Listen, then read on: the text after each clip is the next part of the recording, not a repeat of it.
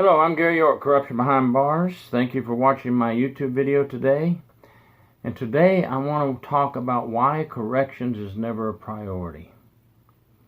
Legislatures are getting geared up in many states right now to be re-elected for governors and senators. That's happening here in Florida.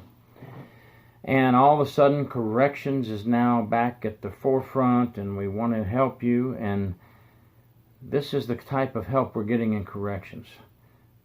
For the past 8 years, for example, in Florida, Governor Rick Scott has increased the Florida budget by 39%.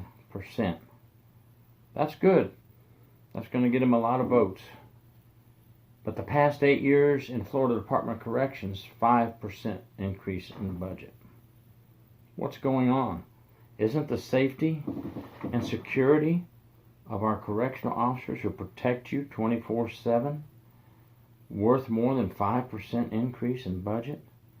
We have a 32% turnover ratio. We're short-staffed. Our equipment is old.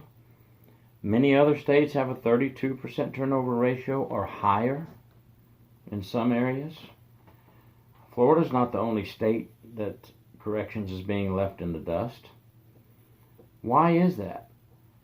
More and more correctional officers are being injured and killed on the job these past 3 years than ever before. Safety of our officers should be a #1 issue. Yet, every year, our legislators and politicians get together and end up voting us either no pay raise, no money, or just a very little. Governor Rick Scott was just mentioned on Channel 10 News about quoting that this year he wanted to get the Corrections Department more money, but it was shot down by other politicians. Well, 8 years, now you're just telling us this, good for you for trying to get it for us, but why didn't you fight harder? You had 8 years to fight harder. And now you're going to run for senator. Well, there's a lot of people going to vote for Rick Scott. He got the state budget 39% higher. But corrections folks, I don't know. I don't know if they're with him, but unfortunately, it's sad and disturbing. There's not enough corrections folks to keep him out of office. And if you're a Rick Scott fan, I'm sorry. But if you're a corrections person, you need to think about these things. We have to get people into our government positions, our politicians, who will help us not forget about us. Not only was the budget so bad for the corrections, but in Florida, the mental health issues for inmates, the budget for them was cut again. That is something that helps protect officers. Someone may say, well, who cares? That's the inmates. Well, think about it, folks. Think about it. We have to keep care of the inmates. We have to keep them busy.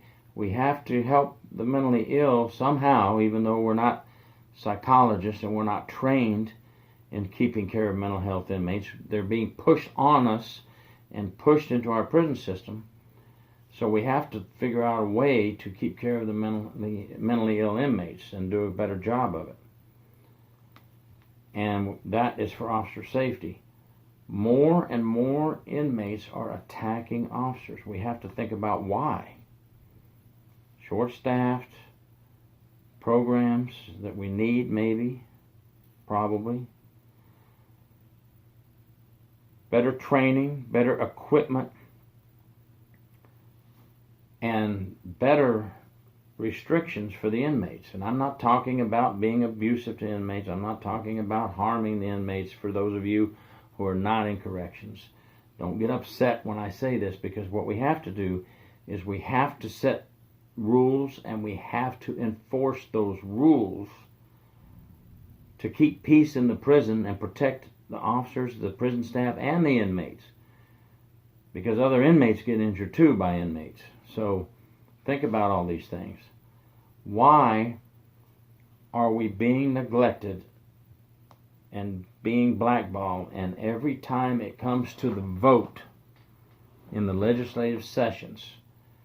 You're going to keep care of us all year until it's time to vote. Do you realize that Channel 10 over here in Florida did a really good job? They called tons, well, I say tons, they called a lot of politicians to say, please answer these questions on why the budget was only 5% in 8 years for the Department of Corrections. Nobody would talk to them except one, a Pinellas County politician. One politician talked to the news in favor of helping the Department of Corrections. This is sad. Sad and disturbing. Come on, man. What is going on? I'm sick and tired of reading every week about an officer injured and sent to the hospital, an officer killed, and we sit there and won't help the Department of Corrections. I blame it on the politicians. I blame it on the high-ranking Department of Corrections officials, the ones that sit in the state capitol. Get out there. You're at the state capitol. For example, our central office for Florida Corrections is in Tallahassee. You're right up there with the big wigs. You're eating steak and lobster with them. Come on. Get out there. Tell them what we need. Push, and don't bow down to the politicians. Stand up for us, the correctional frontline staff, and stop bowing down. I'm not putting names out there because I can't pinpoint ones that are bowing down. I'll guarantee you some of you are bowing down and not fighting hard enough. Whatever the politicians want, okay, just keep me in my office here, please, in Tallahassee, because I really like my $100,000 or plus paycheck. Come on.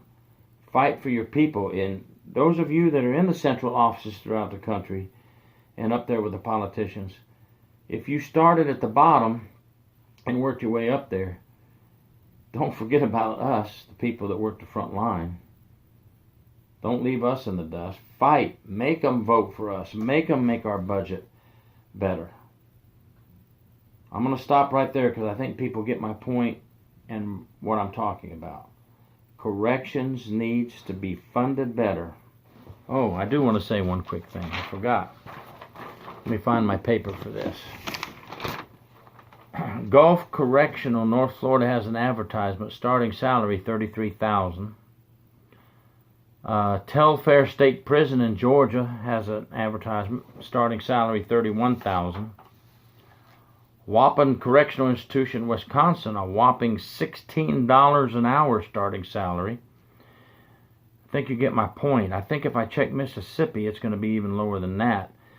And I saw in Corrections 1 or somewhere where somebody made a comment that their correctional institution starts at $13 an hour. You've got to be kidding me. And then we have these people demanding to be paid $15+ an hour to work at McDonald's, Burger King. You can't even get your order right. And we have trained professional officers who have to go through an academy. They're asked to further their education and get a college degree for promotion. They're asked to put their life on the line. And that's the pay you want to give them? We need to get together and fight this, folks. Spread the word. And get after your central offices in all of your state capitals. You know, I can't speak for every state what they call it, but here in Florida, our central office for corrections is in Tallahassee with the hot shots and the politicians. Pretty much the same everywhere, I'm sure.